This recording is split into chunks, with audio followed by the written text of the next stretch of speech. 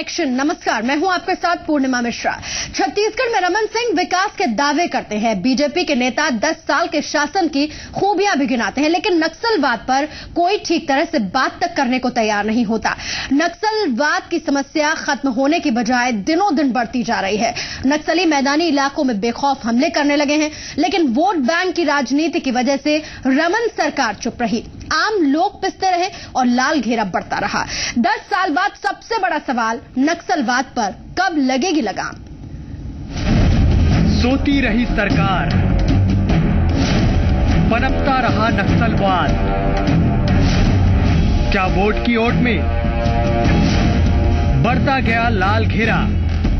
छत्तीसगढ़ के मुख्यमंत्री रमन सिंह नक्सलवाद पर बड़े बड़े दावे करते रहे, नक्सलवाद पर काबू पाने की ढोल पीटते रहे, लेकिन 25 मई को झीरम घाटी हमले के बाद रमन सरकार के सारे दावे धुल गए। छत्तीसगढ़ में नक्सली लगातार पनप रहे हैं और दायरा बढ़ता भी जा रहा है। न तो हमलों में कमी आई है और न ही नक्सलियों के खिलाफ बड़ी कामयाबी हाथ लगी है। हालात ऐसे हैं कि बस्तर संभाग के सभी 7 जिले नक्सलियों की चपेट में आ गए हैं। रेड कॉरिडोर सिमटने के बजाय बढ़ गया है। नक्सली पहाड़ी इलाकों से निकलकर मैदानी इलाकों में भी जड़ें जमा रहे हैं। पूरा बस्तर भारतीय जनता पार्टी के वायदा खिलाफी से त्रस्त है। वहां का नौजवान ठगा सा रह गया है। उन्होंने कहा था भारतीय जनता पार्टी ने कि वहां टाटा संयंत्र लगाएगा, स्टील प्लांट लगाएगा, एस्सार का बड़ा प्लांट लगेगा, एनएमडीसी का प्लांट लगेगा, लोगों को रोजगार मिलेगा। वहां अभी तक एक भी बस्तर के नौजवानों को रोजगार नहीं मिला, एक भी प्लांट नहीं लगाए गए हैं। बस्तर का बेरोजगार परेशान है, बस्तर के लोग परेशान हैं। सुपर कॉप के नाम से मशहूर केपीएस गिल का आरोप है कि छत्तीसगढ़ के मुख्यमंत्री रमन सिंह नक्सलियों के प्रति सॉफ्ट कॉर्नर रखते हैं। शायद इसी वजह से नक्सल इलाकों में चुनाव के दौरान बीजेपी को फायदा होता है। आप मानते हैं कि जो छत्तीसगढ़ की इस समय सरकार है या जो वहाँ के नेता हैं रमन सिंह, वो कहीं न कहीं नक्सलियों के प्रति थोड़ा सॉफ्ट कॉर्नर है उनके मन में? और उसके पीछे देखिए, अब एडमिनिस्ट्रेशन क्या हो गया? What is our administration today? Governance की बात करते हैं हम। गवर्नेंस तो ज्यादा स्टेट्स में है। Centre is not the governance centre. States में क्या हो रहा है?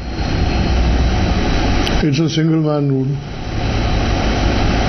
यहाँ रमन सिंह है, वहाँ सो एंड सो है, वहाँ सो एंड सो है। Single person rule. और उनका अपना माइंडसेट होता है और अल्टीमेटली इलेक्शन जीतना becomes the most important topic. अब इलेक्शन हार गए तो खत्म। रमन सिंह ने 2006 में केपीएस गिल को नक्सल मामलों पर सलाहकार नियुक्त किया था, लेकिन मई में गिल ने रमन सरकार पर गंभीर आरोप लगाए। गिल ने कहा है कि उन्हें सिर्फ बैठकर वेतन लेने की नसीहत दी गई थी। हालांकि रमन सिंह ने इन आरोपों को खारिज कर दिया। शुरू में तो कोई 15-20 दिन, 1 महीना तक मुझे ये अंदाजा था कि काम ठीक चल रहा है, लेकिन उसके बाद मैंने देखा कि रवैया बदल गया। लेकिन फिर भी मैं जो कुछ कर सकता था मैंने करने की कोशिश की। पिछले 10 साल में छत्तीसगढ़ में कई नक्सली हमले हुए, सैकड़ों जाने गई, लेकिन सरकार की तरफ से नक्सलवाद को खत्म करने की इच्छा शक्ति नहीं दिखाई गई। नक्सलवाद पर जमकर राजनीति होती है, लेकिन चुनाव के दौरान इसे एजेंडा बनाने के सवाल पर बीजेपी कन्नी काटने लगती है। निश्चित रूप से मैं ये कह सकता हूं कि भारतीय जनता पार्टी और डॉक्टर रमन सिंह जी की सरकार नक्सल समस्या के मामले में बहुत गंभीर है और बहुत गंभीरता पूर्वक इस पे निर्णय लेती है। इसलिए भारतीय जनता पार्टी और उसकी सरकार पर किसी प्रकार का संदेह नहीं होना चाहिए। नक्सलवाद सिर्फ छत्तीसगढ़ की समस्या नहीं है, लेकिन यहाँ इसकी जड़ें काफी गहरी हैं। ऐसा नहीं है कि नक्सलवाद को खत्म करना असंभव है। दरअसल नक्सलवाद को जिंदा रखकर वोट बटोरने की नीयत की वजह से ये समस्या खत्म नहीं हो पा रही है। अभिषेक झा के साथ कौशल कुमार कमल, जी मीडिया, रायपुर।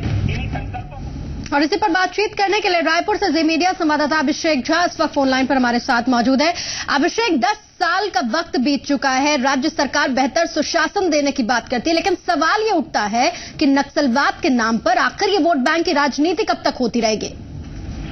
देखिए, राजनीति ही है पूर्णिमा। 10 साल होते हैं। 10 साल पहले सरकार, दूसरा घोषणा पत्र की मैं बात करूं जो 2008 का घोषणा पत्र था बीजेपी का, क्योंकि पिछली बार 2003 में जब रमन सिंह मुख्यमंत्री बने थे, 5 साल के कामकाज से, पीडीएस सिस्टम से रमन सिंह ने यह साबित करने की कोशिश की थी कि अगर बीजेपी में कोई चेहरा है, रमन सिंह एकमात्र चेहरा है बीजेपी के लिए जो मुख्यमंत्री पद के दावेदार है। लेकिन जो घोषणा पत्र में दावे थे कि छत्तीसगढ़ आतंक से मुक्त बनेगा, आतंक मुक्त का मतलब ही होता है क्योंकि छत्तीसगढ़ में कोई दूसरा क्राइम होता नहीं। छत्तीसगढ़ में ऐसा नहीं है कि लूट मार, डकैती, अपहरण, बलात्कार जैसी घटनाएं होती हों। बहुत ज्यादा तादाद में बलात्कार बोल के जरूर रेशियो आता है कि एक 3 घंटे में एक बलात्कार छत्तीसगढ़ में होता है।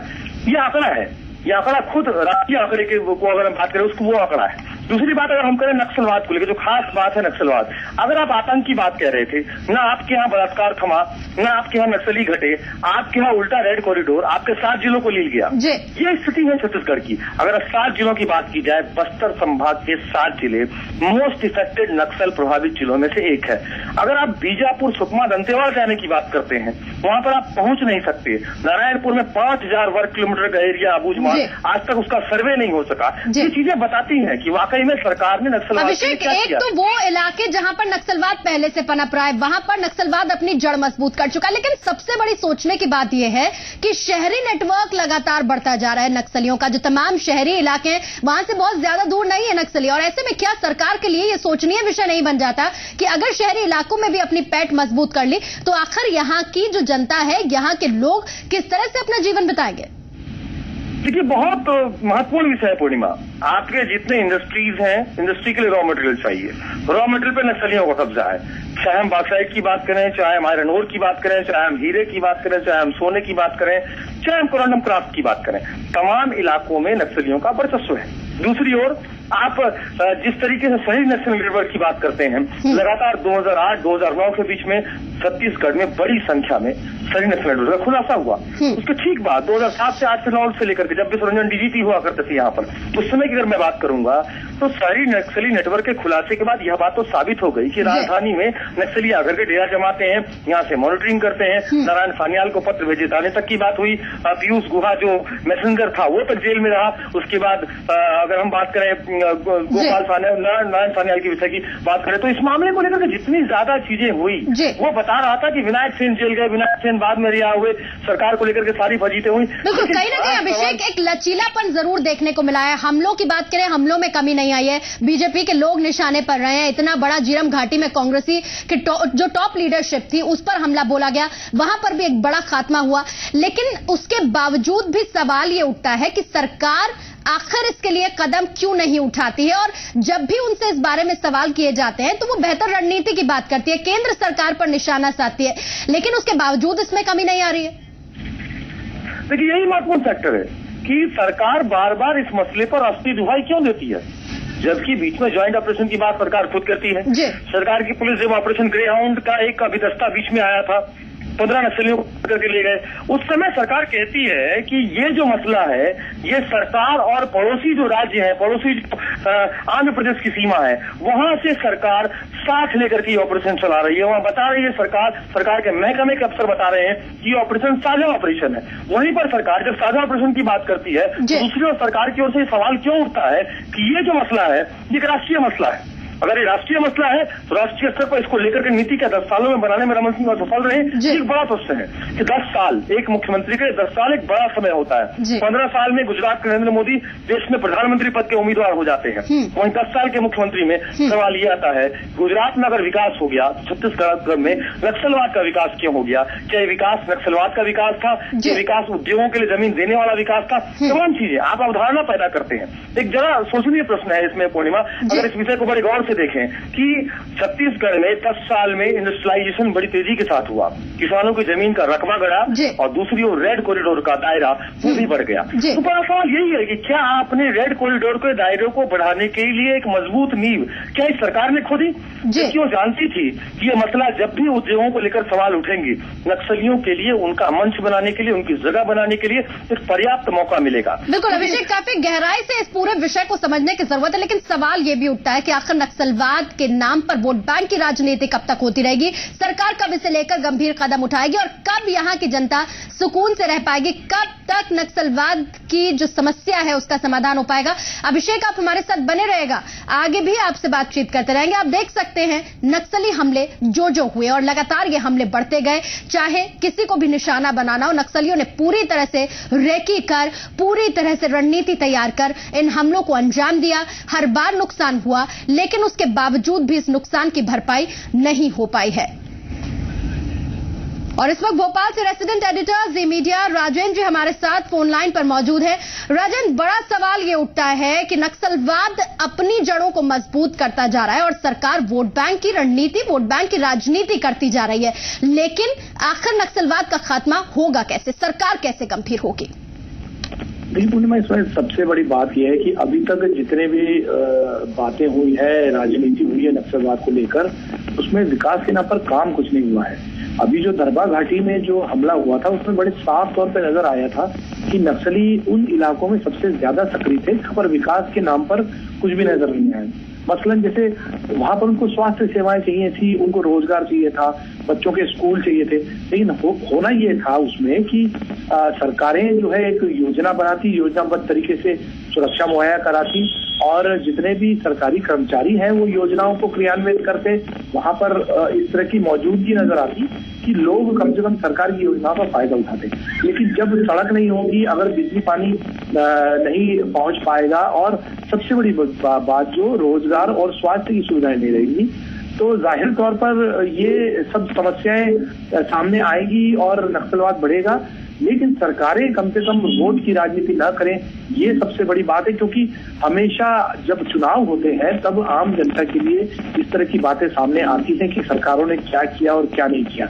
लेकिन जब इस तरह के हमले होते हैं तब ये कहा जाता है कि आतंकवाद से या नक्सलवाद से मिलजुल कर लड़ें और उस पर सियासत ना हो, जबकि होता यह है कि सियासत जो है वो साफ तौर पर नजर आती है, क्योंकि सियासी बयान जारी होते हैं और ये दावे किए जाते हैं कि हमने बहुत काम किया है, लेकिन होता कुछ नहीं है। तो सबसे बड़ी बात वही है कि इन इलाकों पर चुनाव के पहले कितना काम हुआ है, चुनाव में इन सब चीजों का आकलन होना चाहिए और उसके आधार पर सरकारें ये दावा करें कि वाकई नक्सलवाद मिटाने के लिए कोई काम किया है। क्योंकि हमेशा ये चुनावी अगर मुद्दा बन गया तो जनता पिसती जाएगी इसमें और एक राजनीतिक रंग पूरे नक्सलवाद पर छा जाएगा। बिल्कुल, और कहीं ना कहीं राजन सवाल ये भी उठता है कि आखिर क्यों इस मसले को हल नहीं किया जा रहा है? क्या महज वोट बैंक के चलते इस मसले को बहुत ज्यादा सुलझाने की कोशिश नहीं की जा रही है? क्यों ये कारगर कदम नहीं उठाए जा रहे हैं? इस पर भी हम आपसे बात करेंगे राजेंद्र आगे, और साथ ही जी मीडिया संवाददाता रायपुर से अभिषेक झा भी हमारे साथ मौजूद है। लेकिन उसके बावजूद ये 10 साल का वक्त एक लंबा वक्त, लेकिन इस 10 साल में हालात नहीं सुधरे हैं, बदलाव नहीं आए हैं। सरकार तमाम तरह के दावे करती है, तमाम तरह के वादे करती है, कहती है कि नक्सलवाद का खात्मा कर लिया जाएगा, मजबूत रणनीति भी बनाई जाएगी, लेकिन उसके बावजूद आखिर सरकार की तरफ से कदम क्यों नहीं उठाया जा रहा है? क्या महज ये वोट बैंक की राजनीति है? फिलहाल रुकेंगे एक छोटे से ब्रेक के लिए।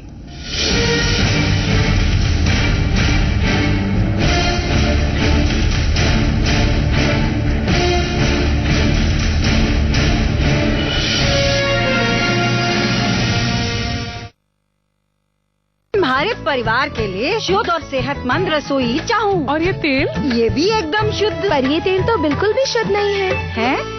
कैसे?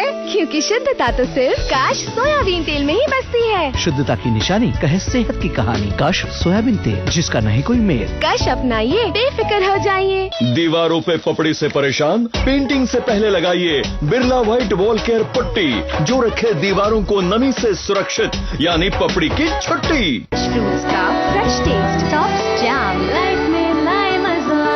क्या आप अपना डव शैम्पू लौटाएंगी? नो चांद, कभी नहीं। क्यों लौटाऊं? डव लौटाना मतलब स्मूथनेस लौटाना। नया डव दे 50% ज्यादा पोषण। इसमें है 1/4 मॉइस्चराइजिंग मिल्क। ये डैमेज बालों को रिपेयर करे और उन्हें बनाए स्मूथ। नया डव शैम्पू आपके बालों के लिए अनमोल है। जीवन में जब सारे दरवाजे बंद हो जाए, डुबा दो अपने आप को उसकी भक्ति में। फिर देखो वो कैसे आपके लिए खुद दौड़ा चला आता है। भक्ति की शक्ति, आस्था से भरी धार्मिक फिल्में हर रविवार सुबह 11:30 बजे सिर्फ जी अनमोल पर।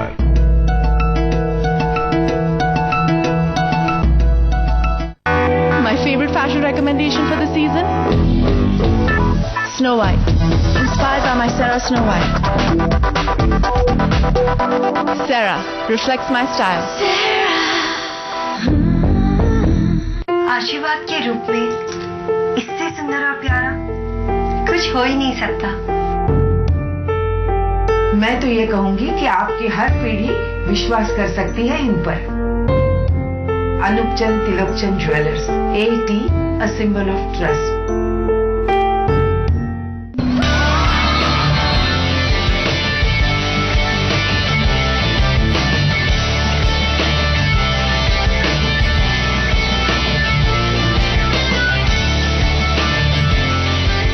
क्या आप 1 जनवरी 2013 को 18 वर्ष की आयु पूर्ण कर चुके हैं?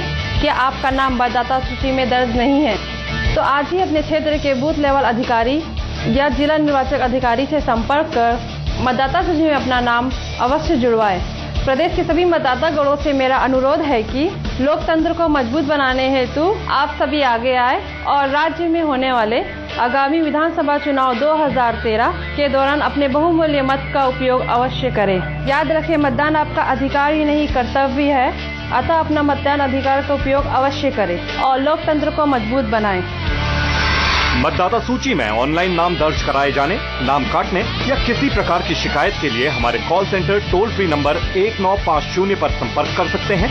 अधिक जानकारी हेतु ceo.chhattisgarh.nic.in पर लॉग ऑन करें। मुख्य निर्वाचन पदाधिकारी छत्तीसगढ़ द्वारा जनहित में जारी।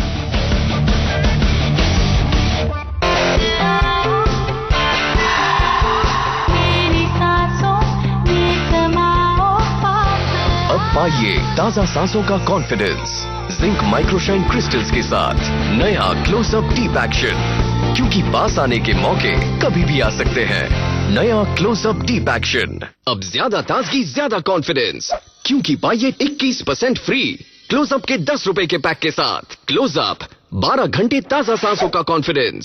उठे तो आसमां झुकाते हैं हम हर दौरे पे दमदार पावर, हम मिट्टी से जबरदस्त हाईटेक हाइड्रोलिक्स, बेजोड़ NKM engine, power steering, Mahindra tractors, देश का नंबर 1 ट्रैक्टर। जीवन में जब सारे दरवाजे बंद हो जाए, डुबा दो अपने आप को उसकी भक्ति में। फिर देखो वो कैसे आपके लिए खुद दौड़ा चला आता है।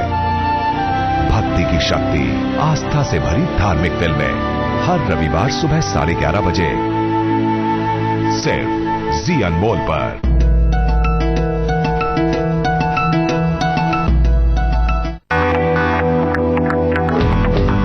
My favorite metallic jewelry is inspired by my stylish Sarah Fox.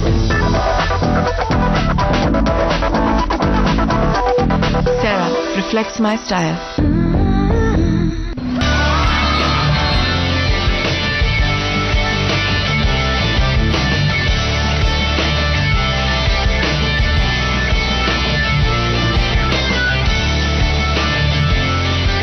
क्या आप 1 जनवरी 2013 को 18 वर्ष की आयु पूर्ण कर चुके हैं?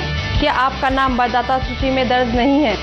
तो आज ही अपने क्षेत्र के बूथ लेवल अधिकारी या जिला निर्वाचन अधिकारी से संपर्क कर मतदाता सूची में अपना नाम अवश्य जुड़वाएं। प्रदेश के सभी मतदाता गणों से मेरा अनुरोध है कि लोकतंत्र को मजबूत बनाने हेतु आप सभी आगे आए और राज्य में होने वाले आगामी विधानसभा चुनाव 2013 के दौरान अपने बहुमूल्य मत का उपयोग अवश्य करें। याद रखें, मतदान आपका अधिकार ही नहीं कर्तव्य है, अतः अपना मतदान अधिकार का उपयोग अवश्य करें और लोकतंत्र को मजबूत बनाएं। मतदाता सूची में ऑनलाइन नाम दर्ज कराए जाने, नाम काटने या किसी प्रकार की शिकायत के लिए हमारे call centre toll free number 1950 पर संपर्क कर सकते हैं। अधिक जानकारी हेतु ceo.chhattisgarh.nic.in पर लॉग ऑन करें। मुख्य निर्वाचन पदाधिकारी छत्तीसगढ़ द्वारा जनहित में जारी। रोहन किधर है? सर वो नहीं आएगा, उसकी माची की यूनिफॉर्म जो पुरानी है मैं उसकी जगह ले लेता हूँ। अरे रोहन, नई शर्ट नहीं, पुरानी। नया रिन कपड़ों में लौटा है, नई जैसी सफेदी। और जगह छीनी नहीं जाती, बनानी पड़ती।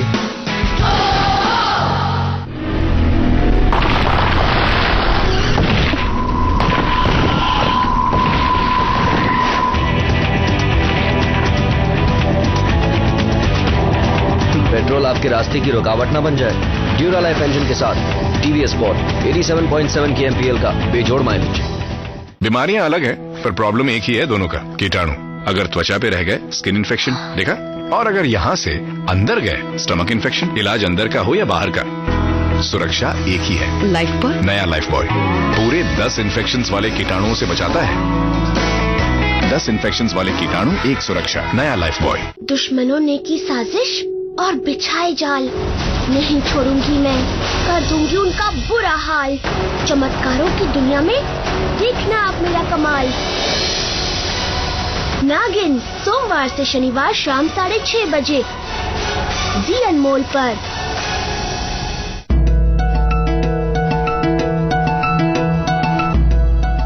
फ्रूट्स का fresh taste, top jam, life में लाए मजा।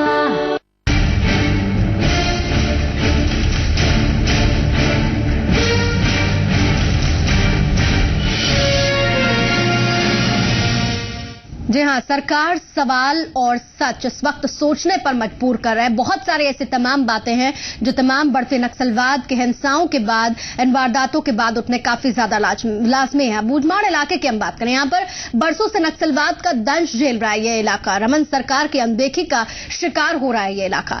यहाँ पर लोकतंत्र नाम की कोई चीज तक नहीं, और तो और यहाँ पर नक्सली अपनी समानांतर सरकार भी चला रहा है। दिखाते हैं आपको एक खास रिपोर्ट।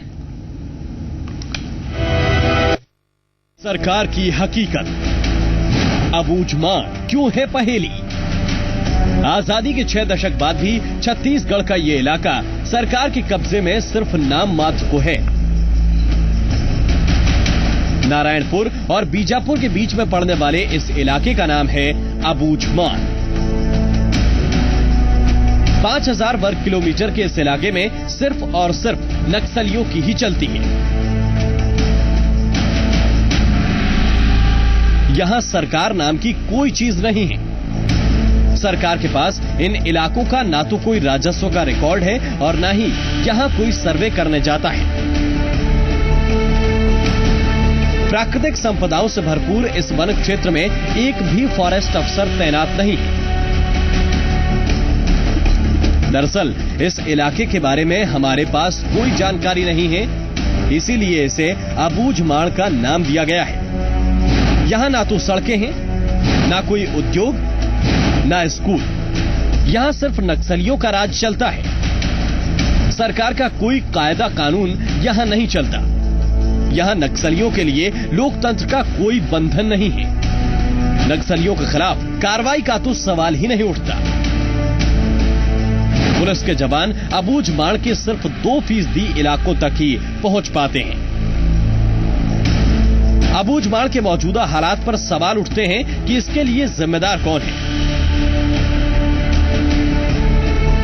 10 साल से सत्ता में बैठी रमन सरकार को अबूझमाड़ के हालात के लिए जिम्मेदार क्यों न ठहराया जाए।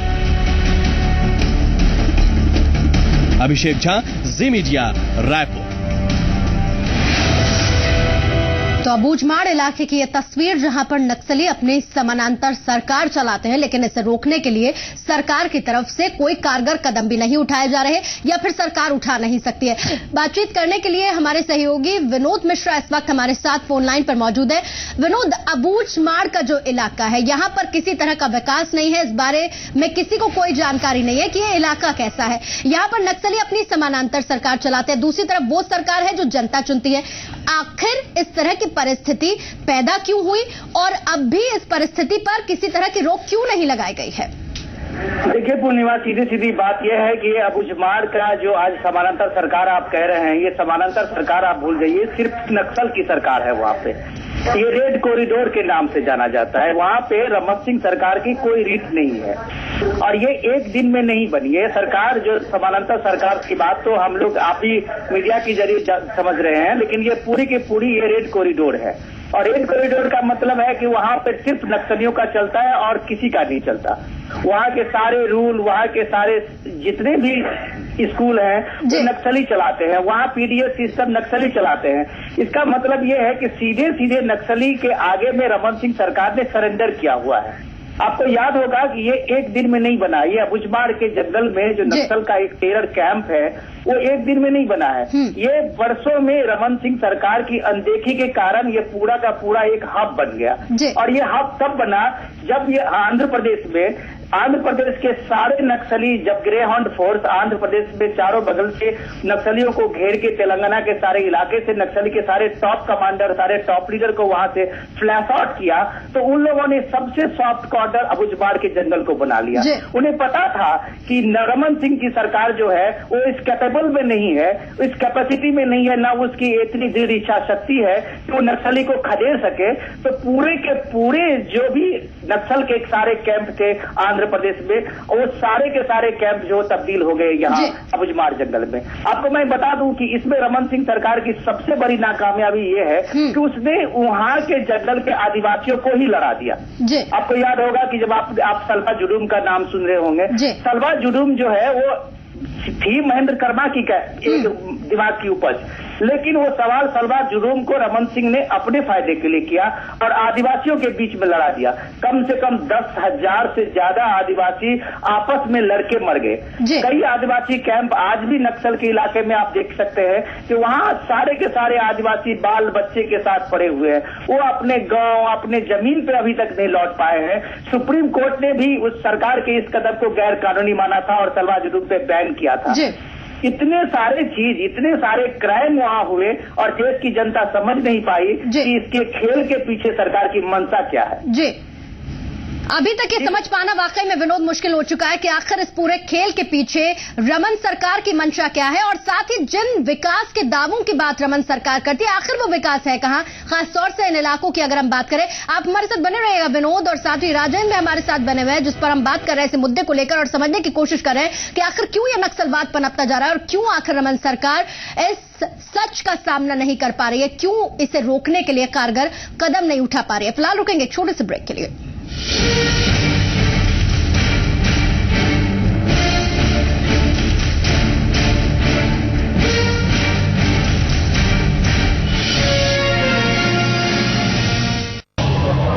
अफजल इस समय पुलिस की गिरफ्त में, जहां एनकाउंटर से सुबह होती है, दिल्ली पुलिस ने इन आतंकवादियों को यहाँ ढेर कर दिया। हाइडआउट्स पे शाम आतंकवादियों ने अपने हाइडआउट्स बना रखे हैं, जहां तस्वीरों में कैद हैं तारीखें और तारीखों में राज। पाकिस्तानी सीमा पर सैनिक तैनात हैं। जिस जगह पर हम खड़े हैं यहाँ हमारा और मौत का आमना-सामना है। पाकिस्तान की तरफ क्राइम की ऐसी ही दुनिया में 25 साल से बेबाक बेखौफ नवीन कुमार। क्राइम फाइल शनिवार रात 11 बजे। जंगल के जीवन का अनदेखा सच, जलधार को लगी किसकी नजर, जमीन पर क्यों छिड़ी है जंग, आपकी विरासत के हैं ये रंग। जल जंगल जमीन शुक्रवार रात 9:30 बजे। प्रायोजक हैं विठोबा आयुर्वेदिक दंत मंजन, इसके गुण सब जानते हैं। सत्ता के खेल में सियासत के दाव पेच। कांग्रेस पार्टी का दोहरा चरित्र, चुनाव खत्म हो जाता है तो फिर सारे मुद्दे खत्म हो जाते हैं, जो कहते हैं वो करते हैं। हर चेहरे के पीछे का असली चेहरा। राज्य का अगर अहित हुआ है तो फिर हम चुकेंगे नहीं कार्रवाई करने। पल पल बदलते समीकरण, उतार चढ़ाव की अंतरंग कहानी। विकास ही सब बात का जवाब है। हमारा एक्सपेरिमेंट पूरी तरह से विफल हो गया, वो ब्लंडर था। आप जनता के लिए काम करोगे तो जनता ही मार्केटिंग कर दी है। देखिए सियासत की बात मेरे साथ। खो जाएं उन चेहरों में जिनकी फनकारी ने जीता सबका दिल, जज्बातों के सुहाने सफर पर एक बार फिर चल उठे कदम, दोहराएं खूबसूरत यादें हर रविवार रात 9:30 बजे। नजरों को हम बोन मैरो की रजिस्ट्री जब बन के तैयार होगी, लोग अपना डोनेशन करने के लिए सामने आएंगे, तो बहुत से लोगों की जानें बचाई जा सकेंगी, बहुत से बीमारों की बीमारी दूर हो सकेंगी, जो कि एक स्वस्थ भारत की दिशा में एक बड़ा अच्छा कदम होगा।